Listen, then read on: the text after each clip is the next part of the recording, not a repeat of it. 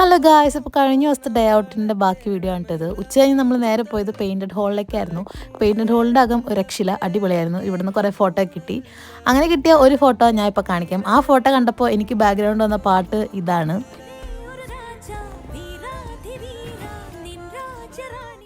അപ്പോൾ ഇവിടെ നമ്മൾ നേരെ പോയത് അവിടെയുള്ളൊരു പള്ളിയിലേക്കാണ്. അപ്പോൾ ഈ പള്ളി അവിടുത്തെ ഏതോ ഒരു സമയത്ത് കത്തിപ്പോയിട്ടും നമ്മുടെ ബ്രിട്ടീഷുകാർ അത് ശരിയാക്കി എടുത്താണ് കഴിച്ചത്.